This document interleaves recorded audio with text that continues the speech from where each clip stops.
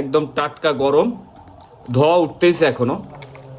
মিষ্টি একটা অমৃত সুস্বাদু খাবারের নাম। আর এই মিষ্টি কার না পছন্দ? কম বেশি সবারই পছন্দ, যেমন ছোট থেকে বড়, বড় থেকে বুড়ো। আর আমরা এই মিষ্টি শুধু দোকান থেকে কিনে খাই। আসলে এই মিষ্টি কিভাবে তৈরি হয় সেটা আমাদের অজানা। তাই আজকে অজানাকে জানতে আমি গিয়েছিলাম ভাজি রেস্তোরাঁ অ্যান্ড সুইটস এর মেন কারখানাতে, যেখানে সুদক্ষ কারিগর দ্বারা তৈরি হয় শত শত কেজি এবং বিভিন্ন ধরনের মিষ্টি। যেমন আজকে তারা তৈরি করছিল একদম অথেন্টিক ল্যাংচা চমচম, যেটা খাঁটি গরু দুধের ছানা এবং চিনির রস দিয়ে তৈরি করা হয়। প্রতিদিন কয়েক মণ দুধ জাল করে ছানা তৈরি করা হয়, আর সেই ছানা থেকেই তৈরি হয় এরকম সুস্বাদু ল্যাংচা চমচম, যেটা সুগন্ধ চারিদিকে ছড়িয়ে পড়েছে এবং আমাকে মুগ্ধ করেছে। বিয়ে বাড়ি অথবা যে কোনো শুভক্ষণে মিষ্টির প্রয়োজনীয়তা অপরিহার্য।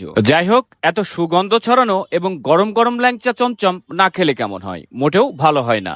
গরম গরম এই ল্যাংচা চমচম হাত দিয়ে আমি ধরতে পারিনি, কারণ এটা যথেষ্ট গরম ছিল। তাই ছুরি দিয়ে কোনো রকম একটু উঠিয়ে মুখে নিলাম। সত্যি বলতে মিষ্টি তো মিষ্টি, আর গরম মিষ্টি স্বাদে অতুলনীয়।